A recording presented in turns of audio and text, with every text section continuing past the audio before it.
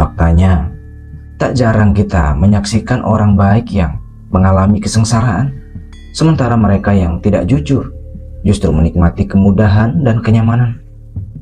Apakah ini berarti konsep itu keliru? Sebenarnya sih tidak juga. Masih dalam proses pertumbuhan menuju pembuahan hingga pematangan. Sebab itulah dia.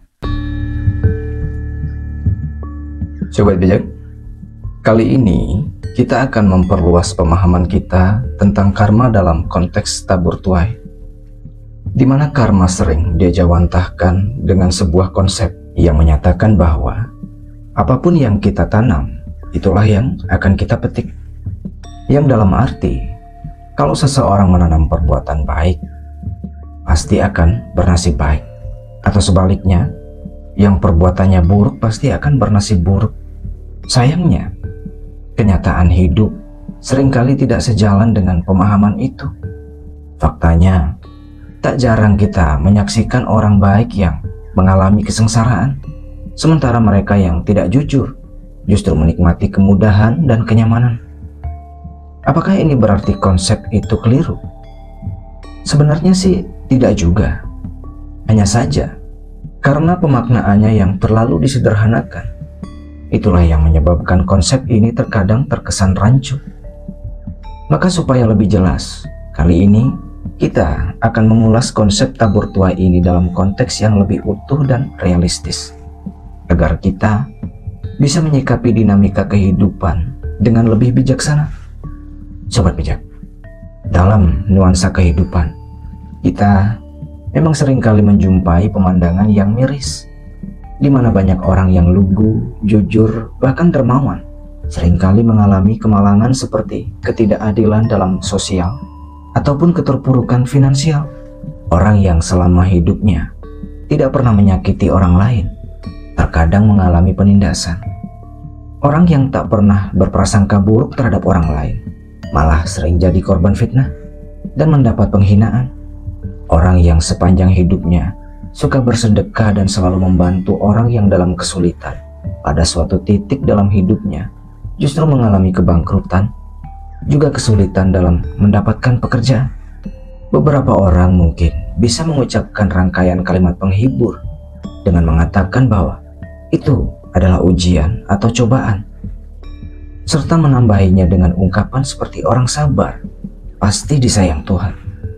Sayangnya, kenyataan itu tak seindah kata-kata mutiara ataupun ceramah para pemuka agama. Kalau kita amati lingkungan sosial dan nuansa kehidupan kita secara apa adanya, bukankah kita bisa melihat ada orang-orang yang hingga akhir hayatnya tetap mengalami kesengsaraan, padahal dia selalu mempertahankan kebaikan, kejujuran, dan kesabarannya. Tapi sebaliknya, ada orang-orang yang meskipun sepanjang hidupnya dipandang buruk, culas, dan korup, justru mengalami berbagai bentuk kenyamanan dan kemudahan. Dan itu artinya, orang baik belum tentu mengalami nasib yang baik, dan orang yang buruk tidak pasti bernasib buruk. Iya kan? Aku sih bukan mau bilang kalau kita tidak perlu jadi orang baik ataupun menghalalkan sikap dan perilaku yang buruk. Aku juga bukan sedang mengajak kalian meragukan keadilan yang maha kuasa.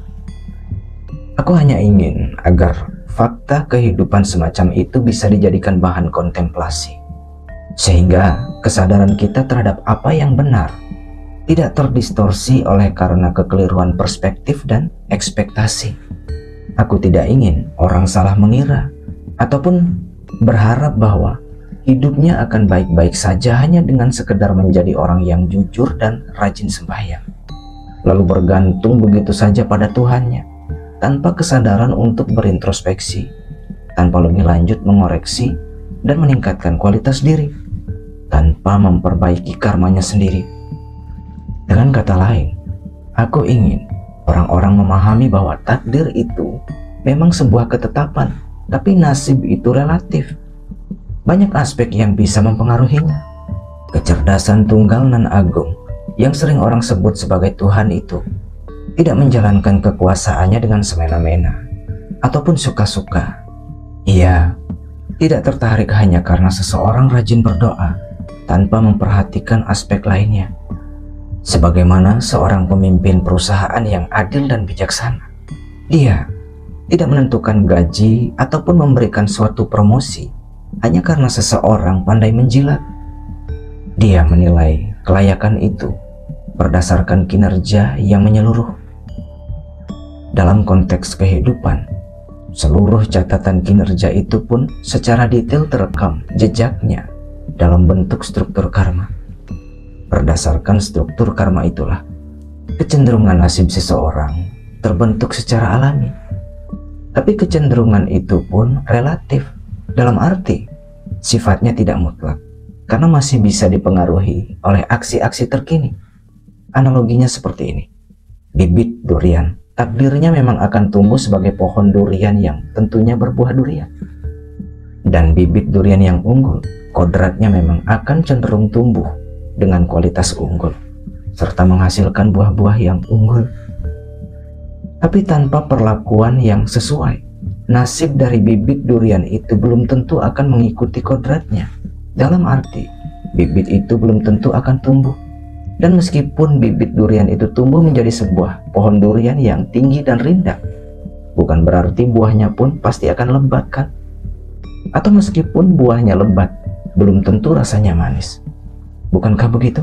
Maka jelaslah bahwa dari aksi menanam bibit itu masih ada tahapan proses yang perlu dilalui hingga kita bisa memetik buahnya. Kapan kita akan memetik buah itu? Dan seperti apakah buah yang akan kita petik? Itu juga tergantung kapan dan di mana kita menanamnya. Juga bagaimana kita merawatnya. Begitu juga dengan mekanisme terbentuknya karma pala yang mengacu pada nasib kita. Dalam arti, konsekuensi atau nasib yang kita alami tidak hanya bergantung pada jenis aksi apa yang kita lakukan. Tidak cukup hanya dengan menjadi jujur dan memiliki keyakinan. Kalau kita menginginkan perubahan nasib yang lebih baik, kita pun perlu mengoreksi diri, melakukan perubahan ataupun penyesuaian dalam berbagai aspek yang dimulai dari diri kita sendiri. Kemudian setelahnya, kita pun perlu melakukan penyesuaian terhadap lingkungan di sekitar kita.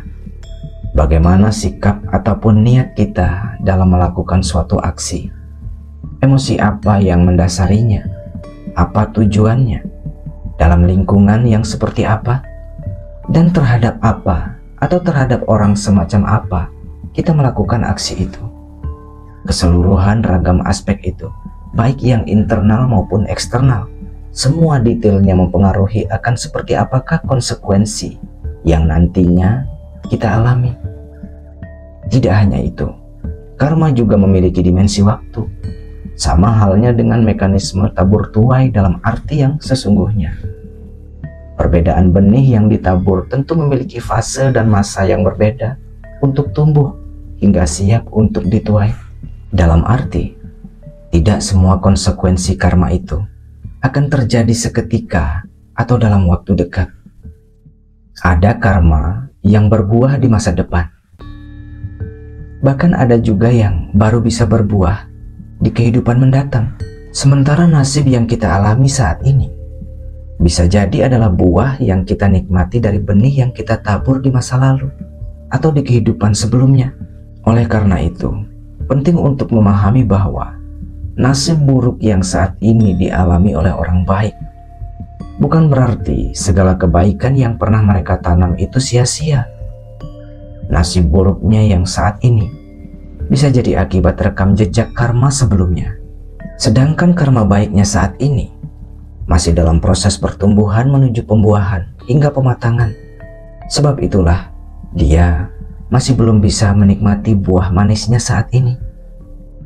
Sobat bijak, hidup memang tidak selalu berjalan sesuai dengan yang kita inginkan. Bahkan terkadang terkesan tidak adil. Tapi jangan jadikan itu sebagai alasan untuk berhenti berbuat baik. Saat dimana kita mengalami nasib buruk, saat itulah mestinya kita memulai melihat ke dalam diri, dalam kontemplasi untuk mengoreksi diri. Jangan selalu mencari hal lain untuk dijadikan alasan ataupun kambing hitam, meskipun kalian merasa tidak bersalah. Jangan biarkan ego menutupi pandanganmu terhadap sumber permasalahan yang sebenarnya berasal dari dirimu sendiri. Egoisme semacam itu hanya akan menghalangimu untuk berintrospeksi dan beradaptasi, lalu gagal memperbaiki nasib. Maka semoga pemahaman tentang karma ini bisa membangkitkan kesadaran bahwa kitalah yang bertanggung jawab atas nasib kita sendiri, sehingga selanjutnya kita pun bisa terus mendidik diri sendiri untuk lebih bijaksana. Terima kasih sudah menyimak dan sampai jumpa.